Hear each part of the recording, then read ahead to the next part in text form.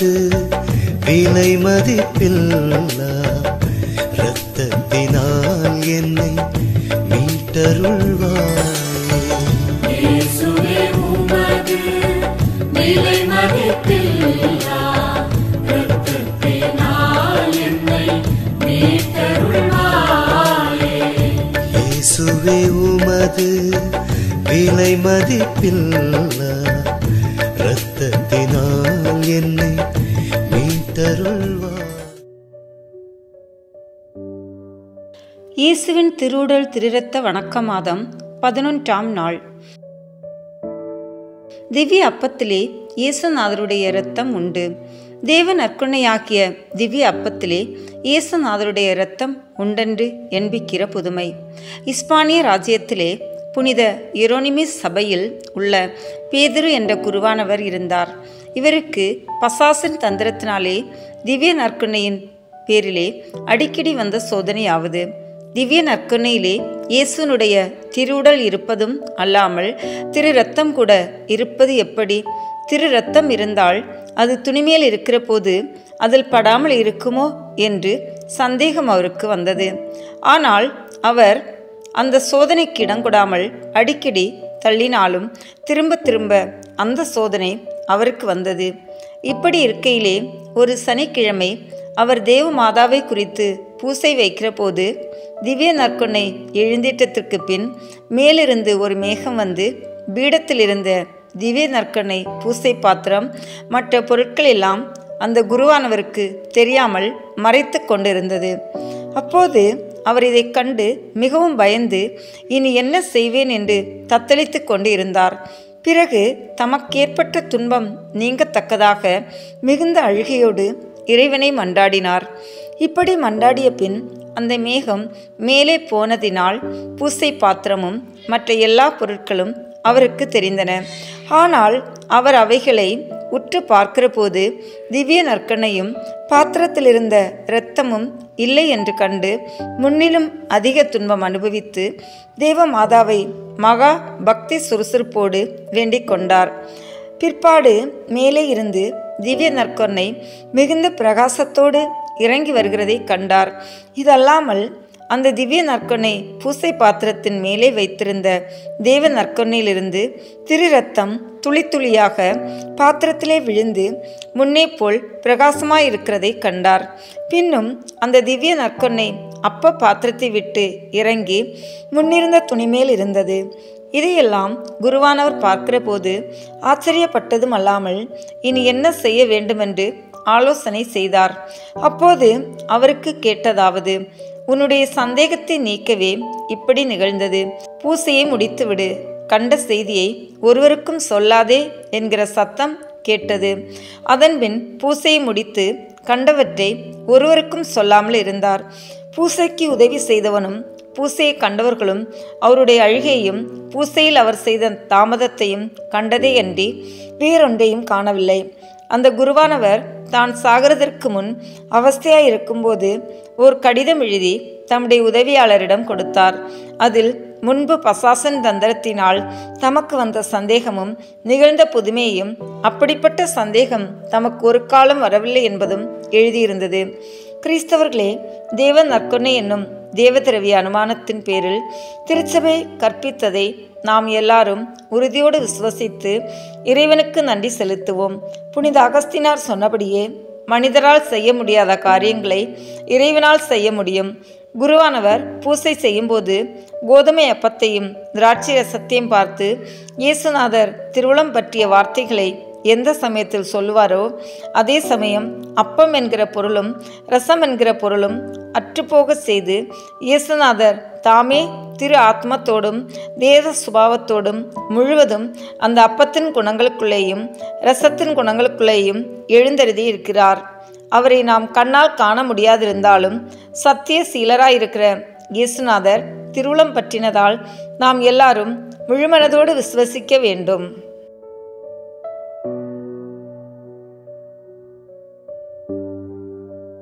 தந்தை, மகன், தூய ஆவியின் பெயராலே ஆமென். நம்பிக்கை அறிக்கை. விண்ணகத்தையும் மண்ணகத்தையும் படைத்த எல்லாம் வல்ல தந்தையாகிய கடவுளை நம்புகின்றேன். அவருடைய ஒரே மகனாகிய நம் ஆண்டவர் இயேசு கிறிஸ்துவை நம்புகின்றேன். இவர் தூய ஆவியாரால் கருவுற்று கன்னி மரியாவிடமிருந்து பிறந்தார். போந்திய பிலாத்தின் அதிகாரத்தில் பாடுபட்டு சிலுவையில் அறையப்பட்டு இறந்து அடக்கம் செய்யப்பட்டார். பாதாளத்தில் இறங்கி 3ஆம் நாள் இறந்தோரிடமிருந்து உயிர் தெழுந்தார்.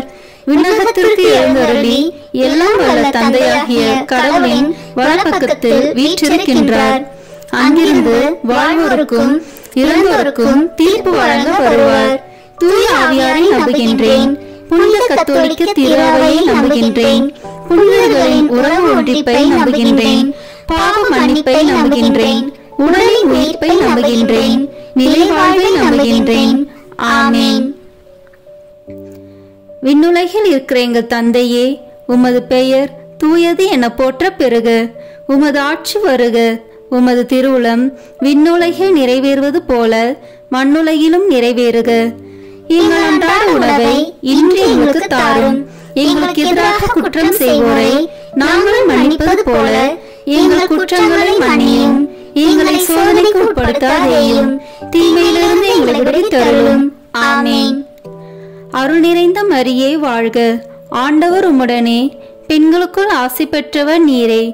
உம்முடைய திருவயிற்றின் கனியாகிய இயேசுவும் ஆசி பெற்றவரே.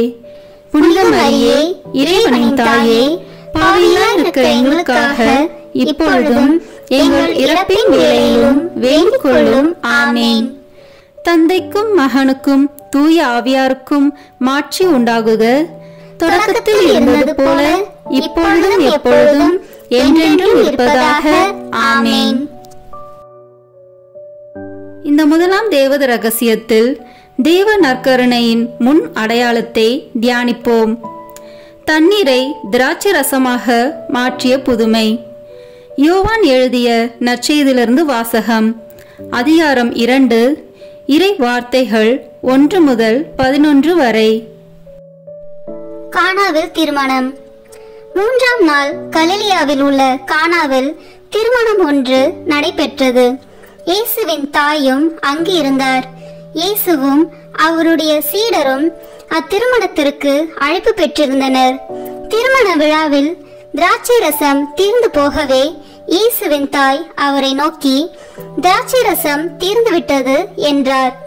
இயேசு அவரிடம், அம்மா, அதை பற்றி நாம் என்ன செய்ய முடியும்? எனது நேரம் இன்னும் வரவில்லையே என்றார்.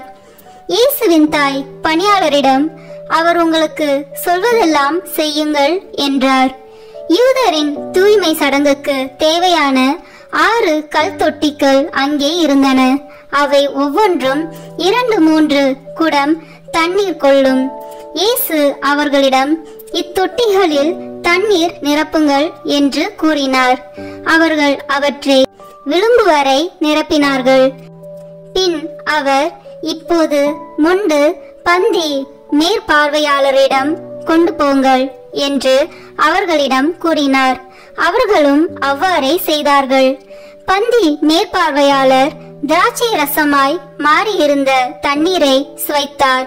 அந்த ரசம் எங்கிருந்து வந்தது என்று அவருக்கு தெரியவில்லை.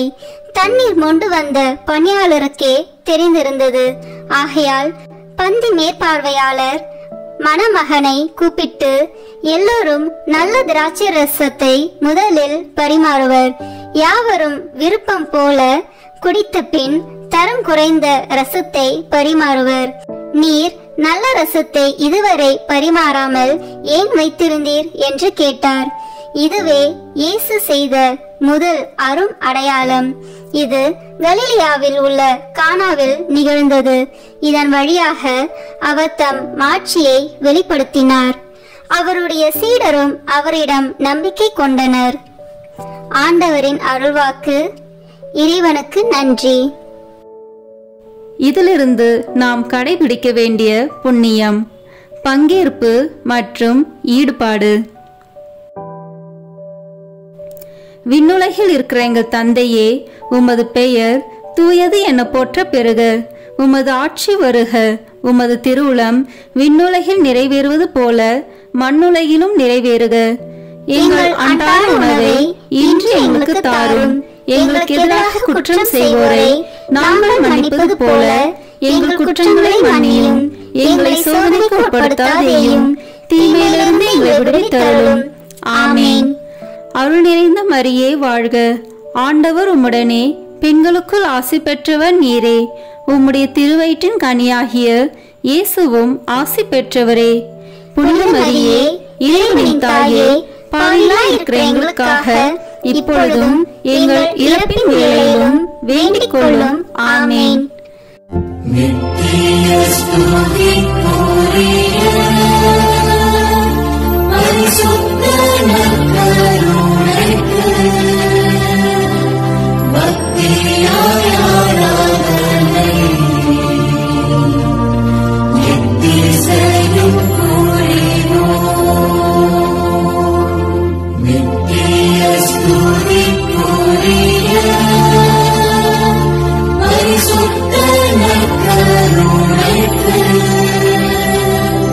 பக்தியாய் ஆராதனை எத்திசையும் புரிவோம். நித்திய ஸ்துதிக்குரிய பரிசுத்த நற்கருணைக்கு பக்தியாய் ஆராதனை எத்திசையும் புரிவோம். தந்தைக்கும் மகனுக்கும் தூய ஆவியாருக்கும் மாட்சி உண்டாகுக. தொடக்கத்தில் இருந்தது போல இப்பொழுதும் எப்பொழுதும் என்றென்றும் இருப்பதாக. ஆமேன். இரண்டாம் தேவ ரகசியத்தில் தேவ நற்கருணையை வாக்களித்ததை தியானிப்போம். 5 அப்பம் பழுகியது. யோவான் எழுதிய நற்செய்தியிலிருந்து வாசகம். அதிகாரம் 6, இறை வார்த்தைகள் 1 முதல் 13 வரை. அப்பம் பகிர்ந்தளித்தல். இயேசு கலிலேய கடலை கடந்து மறுகரைக்கு சென்றார். அதற்கு திபேரிய கடல் என்றும் பெயர் உண்டு. உடல் நலம் அற்றோருக்கு அவர் செய்து வந்த அரும் அடையாளங்களை கண்டு மக்கள் பெருந்திரளாய் அவரை பின்தொடர்ந்தனர். இயேசு மலை மேல் ஏறி தம் சீடரோடு அமர்ந்தார். யூதருடைய பாஸ்கா விழா அண்மையில் நிகழவிருந்தது. இயேசு நிமிர்ந்து பார்த்து மக்கள் பெருந்திரளாய் அவரிடம் வருவதை கண்டு, இவர்கள் உண்பதற்கு நாம் எங்கிருந்து அப்பம் வாங்கலாம் என்று பிலிப்பிடம் கேட்டார். தாம் செய்ய போவதை அறிந்திருந்தும் அவரை சோதிப்பதற்காகவே இக்கேள்வியை கேட்டார். பிலிப்பு மறுமொழியாக, 200 தென்னாரியத்திற்கு அப்பம் வாங்கினாலும் ஆளுக்கு ஒரு சிறு துண்டும் கிடைக்காதே என்றார். அவருடைய சீடருள் ஒருவரும் சீமோன் பேதுருவின் சகோதரமான அந்திரேயா, இங்கே சிறுவன் ஒருவன் இருக்கிறான், அவனிடம் 5 வற்கோதுமை அப்பங்களும் 2 மீன்களும் உள்ளன, ஆனால் இத்தனை பேருக்கு இவை எப்படி போதும் என்றார். இயேசு, மக்களை அமரச் செய்யுங்கள் என்றார். அப்பகுதி முழுவதும் புல் தரையாய் இருந்தது. அமர்ந்திருந்த ஆண்களில் எண்ணிக்கை ஏறக்குறைய 5000. இயேசு அப்பங்களை எடுத்து கடவுளுக்கு நன்றி செலுத்தி அமர்ந்திருந்தோருக்கு கொடுத்தார். அவ்வாறே மீன்களையும் பகிர்ந்தளித்தார். அவர்களுக்கு வேண்டிய மட்டும் கிடைத்தது. அவர்கள் வயிறார உண்டபின், ஒன்றும் வீணாகாதபடி எஞ்சிய துண்டுகளை சேர்த்து வையுங்கள் என்று தம் சீடரிடம் கூறினார். மக்கள் உண்டபின் 5 வற்கோதுமை அப்பத்திலிருந்து எஞ்சிய துண்டுகளை சேர்த்து சீடர்கள் 12 கூடைகளில் நிரப்பினார்கள். ஆண்டவரின் அருள்வாக்கு. இறைவனுக்கு நன்றி. இதிலிருந்து நாம் கடைபிடிக்க வேண்டிய புண்ணியம் பகிர்வு. விண்ணுலகில் இருக்கிற எங்கள் தந்தையே, உமது பெயர் தூயது என போற்ற பெறுக. உமது ஆட்சி வருக. உமது திருவுளம் விண்ணுலகில் நிறைவேறுவது போல மண்ணுலகிலும் நிறைவேறுக. எங்கள் அன்றாட உணவை இன்று எங்களுக்கு தாரும். எங்களுக்கு எதிராக குற்றம் செய்வோரை நாங்கள் மன்னிப்பது போல எங்கள் குற்றங்களை மன்னியும். எங்களை சோதனைக்கு உட்படுத்தாதேயும் தீமையிலிருந்து எங்களை விடுவித்தருளும். ஆமேன். அருள் நிறைந்த மரியே வாழ்க, ஆண்டவர் உம்முடனே, பெண்களுக்குள் ஆசி பெற்றவர் நீரே. உம்முடைய திருவயிற்றின் கனியாகிய இயேசுவும் ஆசி பெற்றவரே. புனித மரியே, இறைவனின் தாயே, பாவிகளாய் இருக்கிற எங்களுக்காக இப்பொழுதும் எங்கள் இறப்பின் வேளையிலும் வேண்டிக் கொள்ளும். ஆமேன். நித்திய ஸ்துதிக்குரிய பரிசுத்த நற்கருணைக்கு பக்தியாய் ஆராதனை எத்திசையும் புரிவோம். நித்திய ஸ்துதிக்குரிய பரிசுத்த நற்கருணைக்கு பக்தியாய் ஆராதனை எத்திசையும் புரிவோம். நித்திய ஸ்துதிக்குரிய பரிசுத்த நற்கருணைக்கு பக்தியாய் ஆராதனை எத்திசையும் புரிவோம். தந்தைக்கும் மகனுக்கும் தூய ஆவியாருக்கும் மாட்சி உண்டாகுக.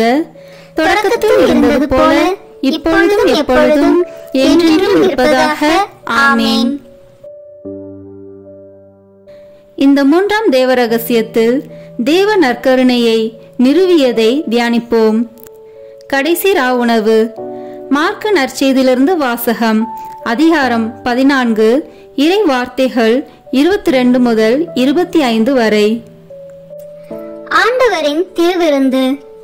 அவர்கள் உண்டு கொண்டிருந்த பொழுது அவர் அப்பத்தை எடுத்து கடவுளை போற்றி அதை பிட்டு அவர்களுக்கு கொடுத்து, இதை பெற்றுக்கொள்ளுங்கள், இது எனது உடல் என்றார்.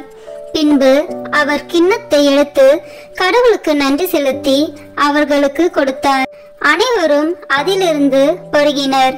அப்பொழுது அவர் அவர்களிடம், இது எனது உடன்படிக்கையின் இரத்தம், பலருக்காக சிந்தப்படும் இரத்தம். இனிமேல் இறையாட்சி வரும் அந்நாளில்தான் நான் திராட்சை பழ ரசத்தை குடிப்பேன். அதுவரை ஒருபோதும் குடிக்க மாட்டேன் என உறுதியாக உங்களுக்கு சொல்கிறேன் என்றார். ஆண்டவரின் அருள்வாக்கு. இறைவனுக்கு நன்றி. இந்த வாசகத்திலிருந்து நாம் கடைபிடிக்க வேண்டிய புண்ணியம் சுய தியாகம். விண்ணுலகில் இருக்கிற எங்கள் தந்தையே, உமது பெயர் தூயது என போற்ற பெறுக. உமது ஆட்சி வருக. உமது திருவுளம் விண்ணுலகில் நிறைவேறுவது போல மண்ணுலகிலும் நிறைவேறுக. எங்கள் அன்றாட உணவை இன்று எங்களுக்கு தாரும். எங்களுக்கு எதிராக குற்றம் செய்வோரை நாங்கள் மன்னிப்பது போல எங்கள் குற்றங்களை மன்னியும். எங்களை சோதனைக்கு உட்படுத்தாதேயும் தீமையிலிருந்து எங்களை விடுவித்தருளும். ஆமேன். அருள் நிறைந்த மரியே வாழ்க, ஆண்டவர் உம்முடனே, பெண்களுக்குள் ஆசி பெற்றவர் நீரே. உம்முடைய திருவயிற்றின் கனியாகிய இயேசுவும் ஆசி பெற்றவரே. புனித மரியே, இறைவனின் தாயே, பாவிகளாய் இருக்கிற எங்களுக்காக இப்பொழுதும் எங்கள் இறப்பின் வேளையிலும் வேண்டிக் கொள்ளும். ஆமேன். நித்திய ஸ்துதிக்குரிய பரிசுத்த நற்கருணைக்கு பக்தியாய் ஆராதனை எத்திசையும் புரிவோம். நித்திய ஸ்துதிக்குரிய பரிசுத்த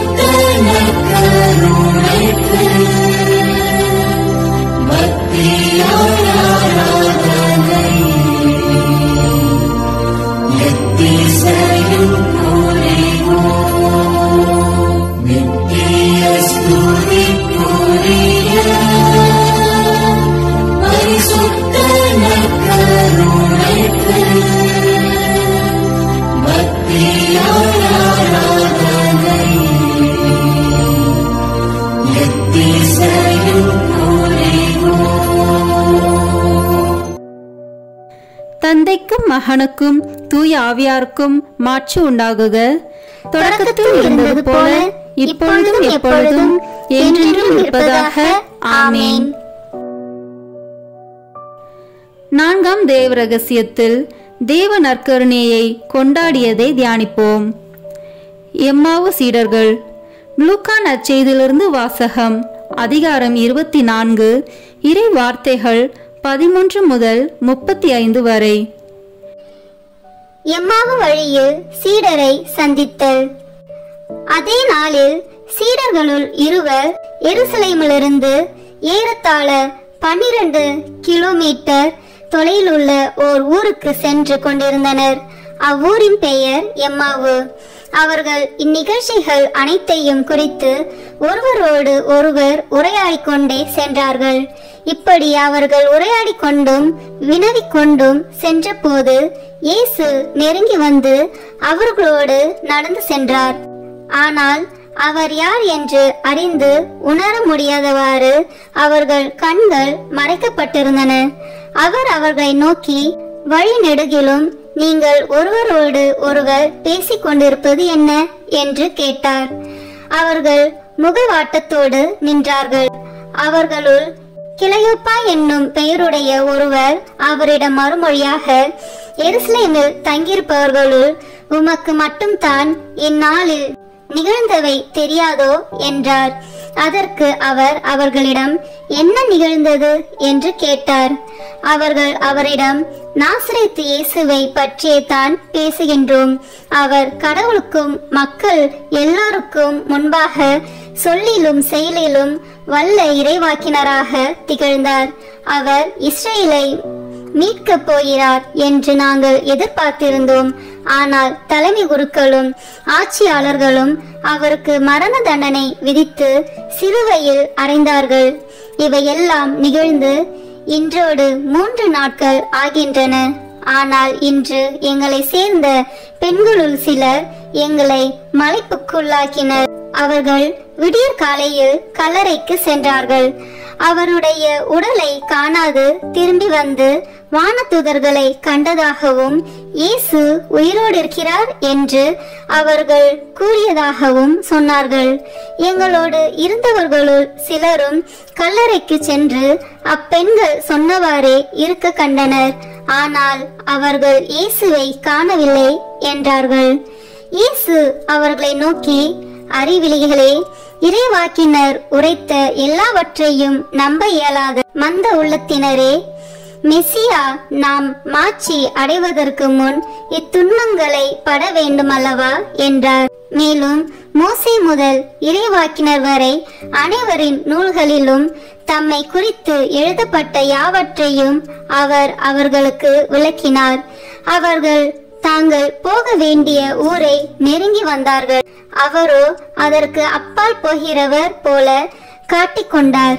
அவர்கள் அவரிடம், எங்களோடு தங்கும், ஏனெனில் மாலை நேரம் ஆயிற்று, பொழுதும் போயிற்று என்று கூறி கட்டாயப்படுத்தி அவரை இணங்க வைத்தார்கள். அவர் அங்கு தங்குமாறு அவர்களோடு சென்றார்.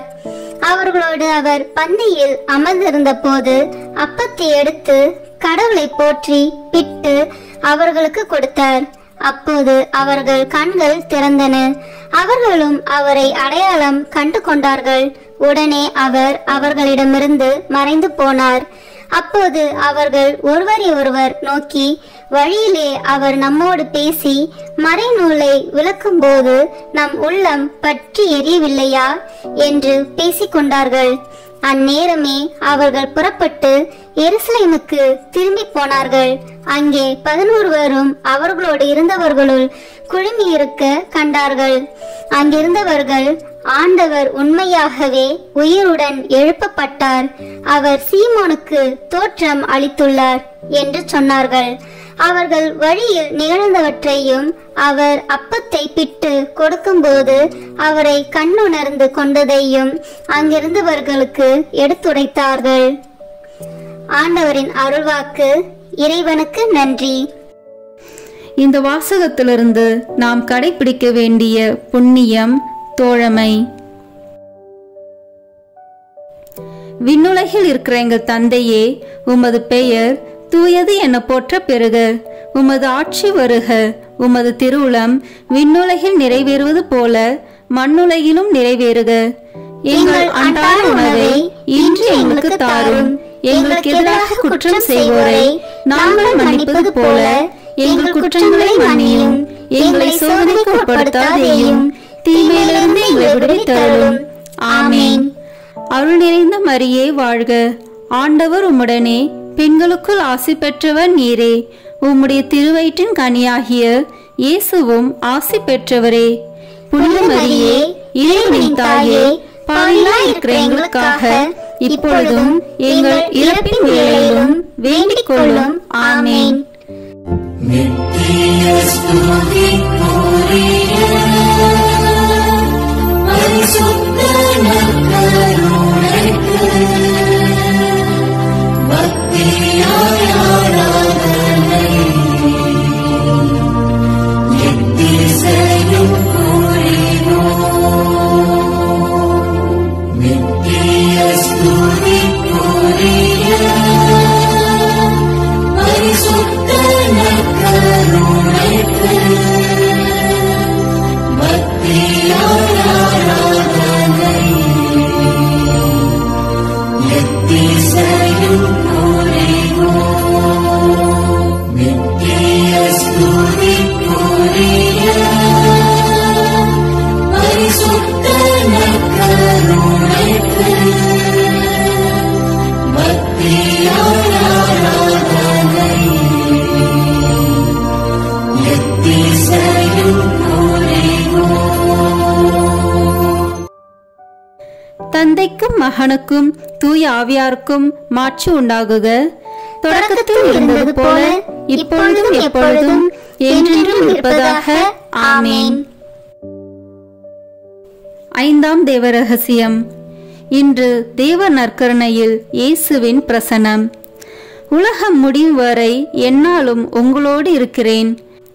மத்தேயு எழுதிய நற்செய்தி நூலிலிருந்து வாசகம். அதிகாரம் 28, இறை வார்த்தைகள் 16 முதல் 20 வரை. இயேசு சீடருக்கு கட்டளை கொடுத்து அனுப்புதல். 11 சீடர்களும் இயேசு தங்களுக்கு பணித்தபடியே கலிலேயாவில் உள்ள ஒரு மலைக்கு சென்றார்கள். அங்கே அவரை கண்டு பணிந்தார்கள். சிலரோ ஐயமுற்றார்கள். இயேசு அவர்களை அணுகி, விண்ணுலகிலும் மண்ணுலகிலும் அனைத்து அதிகாரமும் எனக்கு அருளப்பட்டிருக்கிறது.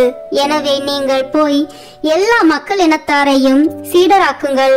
தந்தை, மகன், தூய ஆவியார் பெயரால் திருமுழுக்கு கொடுங்கள்.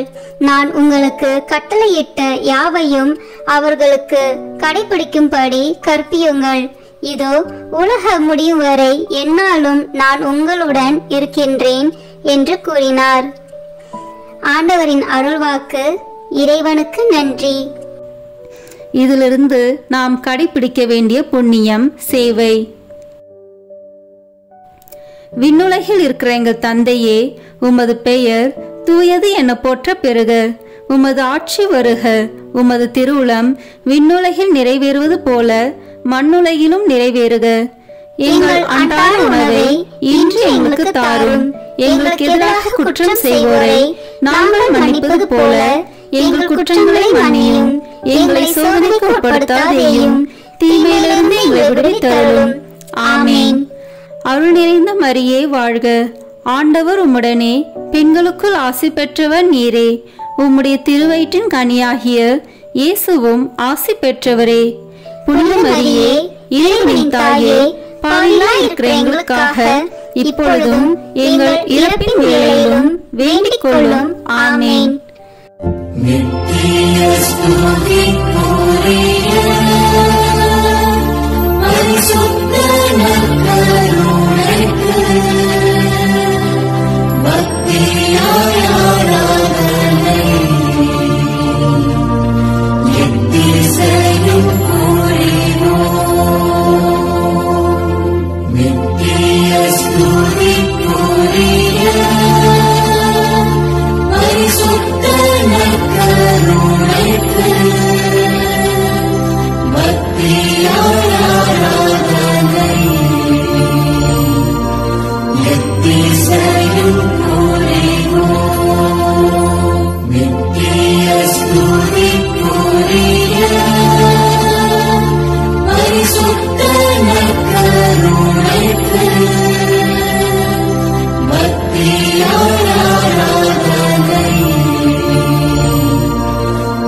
திசையும்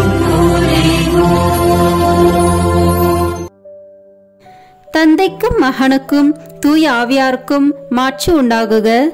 தொடக்கத்தில் இருந்தது போல இப்பொழுதும் எப்பொழுதும் என்றென்றும் இருப்பதாக. ஆமேன். இறுதி ஜெபம். நற்கருணை மாதாவே, ஆமேன்.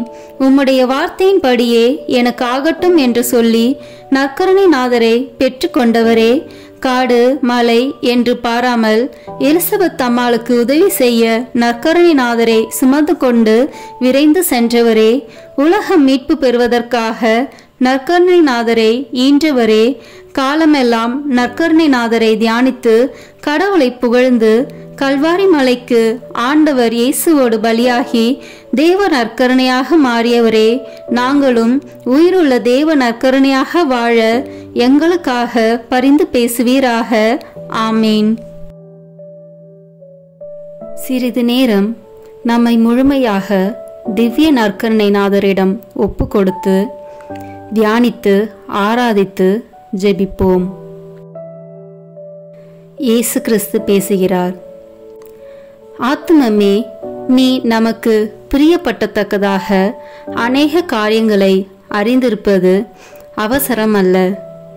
நம்மை உருக்கமாய் சிநேகிப்பதே போதும். உன் பிரிய சிநேகத்தோடு சம்பாஷிப்பது போல இப்போது நம்மோடு பேசுவாயாக. யாரை பற்றியாவது நம்மிடத்தில் மனு பேச வேண்டியதுண்டா?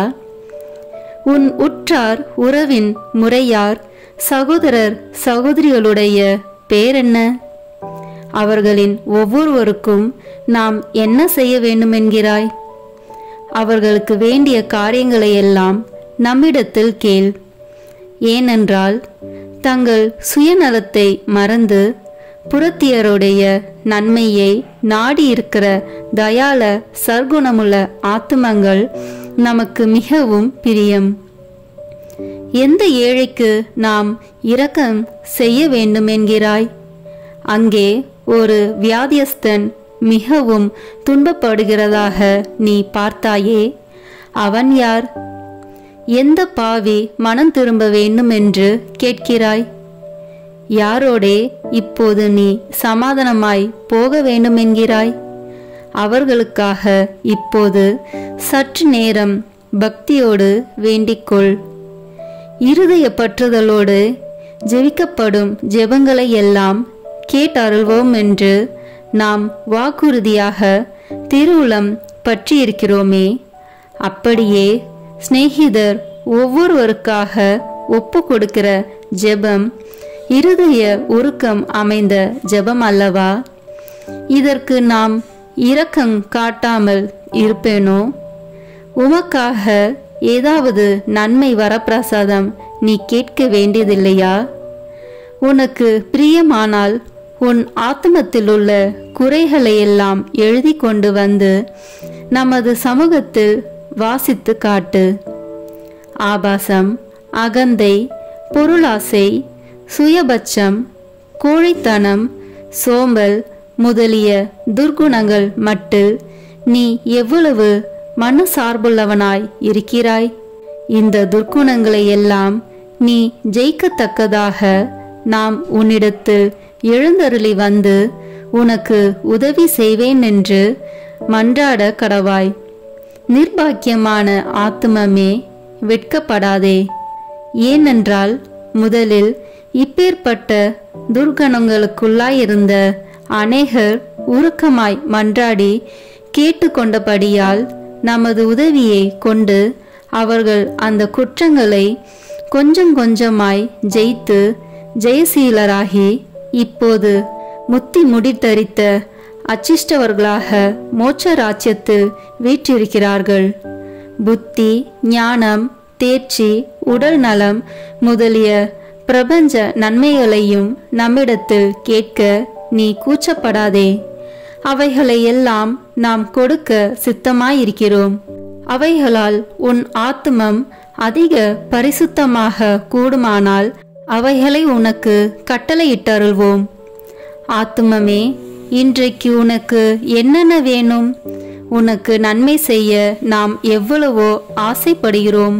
உனக்கு ஓயாத கவலையை உண்டு பண்ணுகிற அலுவல் ஏதாவது உண்டா?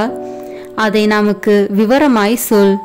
அந்த அலுவலை பற்றி நீ என்ன நினைக்கிறாய்? அதில் என்னென்ன பிரயோஜனம் வருமென்று நம்பியிருக்கிறாய்?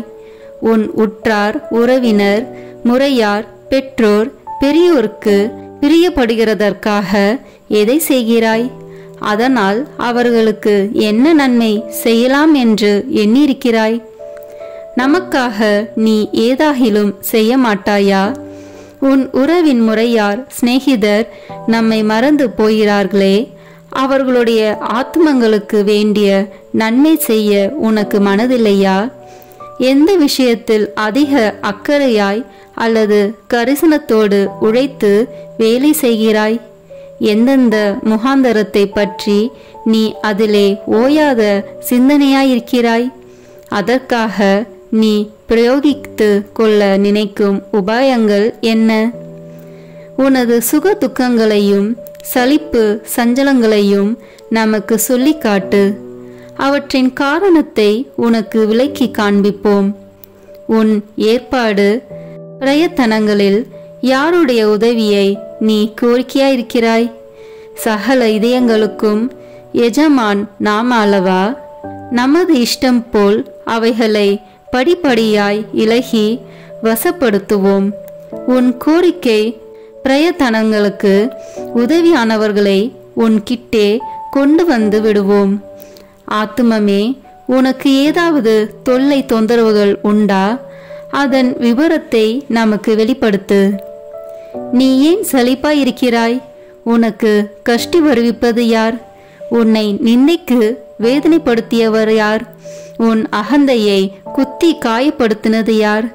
அப்படிப்பட்டவர்கள் எல்லாரும் நீ பொறுத்தல் கொடுக்கிறாய் என்றும் அந்த குறைகளை முழுவதும் மறந்து விடுவாய் என்றும் உறுதியாய் சொல்லி அவர்களுக்காக வேண்டிக்கொள்.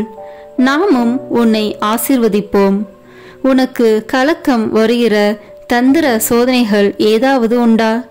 காரணமில்லாத பயம் சில விசை உன் இருதயத்தை கலங்கி அடிக்கிறதா? ஆத்மமே, பயப்படாதே. நமது பேரில் நம்பிக்கையாயிரு. நாம் உன்னிடத்திலிருந்து வாசம் பண்ணுகிறோம். அங்கே நடக்கிற விஷயங்களை எல்லாம் நாம் அறிந்திருக்கிறோம். நாம் உனக்கு உதவி செய்வோம். தைரியமாயிரு. உன் சிநேகிதர் என்று வெறும் பேர் படைத்து குறை பேசி உனக்கு வஞ்சனை செய்கிறவர்கள் உண்டா? அவர்களுக்காகவும் வேண்டிக்கொள். உன் மன ஆறுதலுக்கு அவசரமாகில் அவர்கள் மனதை மாற்றி யதார்த்தவாதிகளாக்குவோம். நமக்கு சொல்லத்தக்கும் சந்தோஷ விசேஷ ஒன்றுமில்லையா? உன்னோடே நாமும் மகிழத்தக்கதாக அந்த விசேஷங்கள் நமக்கு சொல்லக்கூடாதா? நேற்றைய தினம் முதல் உனக்கு நேரிட்ட சந்தோஷ விசேஷங்களை நமக்கு வெளிப்படுத்து. நீ நினையாத சமயத்தில் உன்னை சந்திக்க வந்த ஒரு சிநேகிதரால் நீ அடைந்த சந்தோஷமும் உனக்கிருந்த அச்சம் சலிப்புகள் நீங்கி உனக்கு உண்டான ஆறுதல் அகமகிழ்ச்சியும் சிநேகமேரையாய் உனக்கு கிடைத்த கடிதமும் சந்திப்பு சமான்களால் வந்த அக்களிப்பும் இவைகளெல்லாம் நம்மாலேதான் உனக்கு அனுப்பப்பட்டன. ஆத்துமமே, இவைகளுக்காக நீ ஏன் நன்றியறிதல் காண்பிக்கிறதில்லை? சுவாமி, நன்றி அறிந்திருக்கிறேன். உமது திருநாமம் வாழ்த்தப்படத்தக்க கடவது என்று ஏன் சொல்லுகிறதில்லை? நன்றி அறிதல் அதிகமான நன்மையை விளைவிக்குமே. உபகாரம் மறைக்கப்படாதிருப்பதை காண்பது உபகாரிக்கு அதிக உதார குணத்தை வருவிக்கும் அல்லவா? நமக்கு நீ செய்ய விரும்பும் வாக்குத்தத்தங்கள் ஏதாவது உண்டா? உன் இருதய அந்தரங்களெல்லாம் நமக்கு நன்றாய் தெரிந்திருக்கிறது. பிறரை நீ ஏய்த்து போட்டாலும் உன் ஆண்டவராகிய நம்மை ஏய்க்க முடியாது. ஆகையால் ஆத்துமமே, உன்னை யதார்த்தத்துடன் நமது சமூகத்தில் சஞ்சரிப்பாயாக. அந்த பாவ சமயத்தை விலக்கிவிட தீர்மானித்திருக்கிறாயா? உன் ஆத்துமத்துக்கு பொல்லாயிருக்கிற அந்த பொருளை விட்டு விடுவாயா? உன் மனரூபிகரத்தை வீணாய் குழப்பிக் கொண்டிருக்கிற அந்த கெட்ட புத்தகத்தை இனி வாசியாமல் தள்ளி போடுவாயா? உன் ஆத்தும சமாதானத்துக்கு விக்னமாயிருக்கிற இந்நீராருடைய சகவாசத்தை விட்டு விடுவாயா? உனக்கு பொல்லாப்பு செய்கிறவர்களுக்கு எப்படி தயை சந்தகுணம் காண்பிக்க வேண்டுமென்று நம்மிடத்தில் கற்றறிந்து கொள். ஆத்துமமே, உனக்கு ஆசீர்வாதம். இப்போது நீ போய் உன் வேலைகளை செய். ஒழுங்கு போல் மௌனமாயிரு, அடக்க ஒடுக்கமாயிரு, கீழ்ப்படிதல் உள்ளவனாயிரு, பிற சிநேகமுள்ளவனாயிரு. அமலோற்பவ மாதாவை அதிக அன்போடு நேசித்திரு. நாளைக்கு திரும்ப வா. வரும்போது உன் இதயம் அதிக பக்தி பற்றுதல் அமைந்ததாய் இருக்கும்படி பார்த்துக்கொள். இனி உன் இதயம் நம்மையில் சார்ந்ததுமாய் நன்மை செய்ய அதிக உறுதியான தீர்மானமுள்ளதுமாய் மாற்றியிருக்க வேண்டும். நாளைக்கு சில புதுவர பிரசாதங்களையும் நன்மைகளையும் உனக்கு கட்டளையிட சித்தமாயிருக்கிறோம்.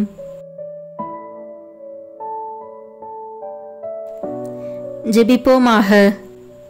நிகரில்லாத விண்ணக அன்பின் மிகுதினாலே இந்த திவ்ய நற்கருணையில் எழுந்தருளி எங்கள் பீடங்களின் மேல் நிலையாயிருக்கிற இரக்கம் கொண்ட இயேசு கிறிஸ்துவே, என் அன்புக்குரிய மீட்பரே, நீரே என் இறைவன் என்றும் அகிலத்துக்கும் அதிபதியான கடவுளாய் தெய்வம் என்றும் விசுவசித்து நம்பி இப்போது உம்மை மிகுந்த தாழ்ச்சி வணக்கத்துடனே ஆராதிக்கிறேன். திவ்ய நற்கருணையில் இருக்கும் உமக்கு பாவிகள் செய்கிற துரோகங்களை நீர் பாராட்டாமல் எங்கள் மேல் கொண்டிருக்கும் மட்டில்லாத அன்பை குறித்து முழு மனதோடு உமக்கு நன்றி செலுத்துகிறேன். எங்கள் நன்றி கெட்ட தனத்தால் மிகுந்த வேதனைப்பட்ட மகிமையுள்ள விண்ணக திருமகனே, ஆராதனைக்குரிய இந்த அருட்சாதனத்தில் இருக்கிற உமக்கு செய்யப்பட்டதும் இனி செய்யப்படுவதுமாயிருக்கிற துரோகங்களுக்கும் அவமானங்களுக்கும் நிந்தைகளுக்கும் பரிகாரமாக என்னால் இயன்ற மட்டும் பக்தி வணக்கத்தோடும் என் இதயத்தினுள் முழு அன்போடும் உமக்கு ஆராதனை செலுத்துகிறேன். ஓ என் திவ்ய இயேசுவே, முன்னால் நானே பலமுறை உமது சந்நிதியில் வணக்க குறைச்சலாய் நடந்ததற்கும் இறை பக்தியும் அன்பும் இல்லாமல் அசட்டையாய் உம்மை உட்கொண்டதற்கும் நான் படுகிற மிகுதியான வியாகுலத்தையும் உமக்கு எவ்விதமாய் சொல்ல போகிறேன். இரக்கமிகுந்த இறைவா, எங்களுடைய பாவ துரோகங்களை பொறுத்து உமது அளவில்லாத அருளை மட்டும் எங்களுக்கு அளித்தருளும். உமது மட்டற்ற அன்பு விளங்கும் இந்த அருட்சாதனத்தில் உம்மை வணங்கவும் எல்லாருடைய வணக்கத்தையும் உமக்கு வருவிக்கவும் எனக்குள்ள பெரும் ஆசையை ஏற்றுக்கொள்ளும் ஆண்டவரே. உண்மையாகவே வானதூதர்களும் புனிதர்களும் உம்மை அன்பு செய்து போற்றி புகழ்ந்து ஆராதிப்பது போல நானும் என் முழு மனதோடு உம்மை அன்பு செய்து போற்றி புகழ்ந்து ஆராதிக்க ஆசைப்படுகிறேன். மேலும் நான் தெண்டனிட்டு வணங்கி ஆராதிக்கும் உமது விலை மதிப்பில்லாத திரு உடலையும் திரு இரத்தத்தையும் பற்றி நான் இனி திவ்ய நற்கருணையில் உம்மை பயபக்தி வணக்கத்துடனே ஆராதிப்பதாலும் அதை தகுந்த தயாரிப்போடு வாங்கிக் கொள்வதாலும் உமது அருளை அடைந்து என் இறப்புக்கு பின் எல்லா விண்ணவர்களோடும் பேரின்ப பாக்கியத்தில் உம்மை என்றென்றும் தரிசித்து போற்றி புகழ தகுதியுள்ளவனாக்கும்படி எனக்கு அருள் புரிந்தருளும். ஆமேன். எல்லாம் வல்ல இறைவா, உமது திருமகனும் எங்கள் ஆண்டவருமாகிய இயேசு கிறிஸ்து நாங்கள் செய்த பாவங்களுக்கு பரிகாரமாக உமக்கு செலுத்துகிற தியாக திருப்பலியை உமது ஆலயத்திலிருந்தும் விண்ணகத்தில் வீற்றிருக்கிற உமது உன்னதத்திலிருந்தும் பார்த்து எண்ணிறந்த அக்கிரமங்களை பொறுத்தருளும். எங்களுக்காக உயிர் நீத்த எங்கள் மீட்பரும் மனித அவதாரத்தால் எங்கள் சகோதரமாகிய இயேசு கிறிஸ்துவின் திரு இரத்தத்தின் சத்தம் சிலுவையிலிருந்து உம்மை நோக்கி கூக்குரலிடுகின்றது. ஆண்டவரே, எங்கள் மன்றாட்டை கேட்டருளும். ஆண்டவரே, உமது கோபத்தை தனித்தருளும். எங்கள் மேல் உமது அருளை பொழிந்து நன்மை செய்தருளும். என் ஆண்டவரே, அதிக தாமதம் செய்யாதேயும். எங்கள் ஊரின் மேலும் எங்கள் மக்கள் அனைவர் மேலும் நீர் இரக்கம் கொள்ளும்படியாக உம்மை கெஞ்சி மன்றாடுகிறோம். ஆமேன்.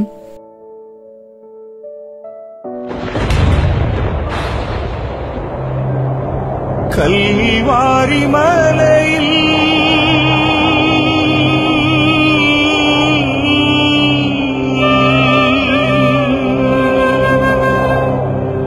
சிந்திய இரத்தத்தால்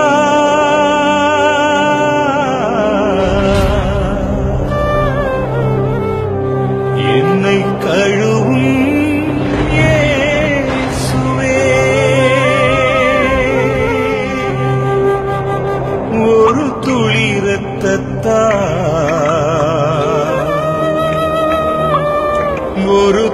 இரத்தத்தால் என்னை கழுவும் இயேசுவே.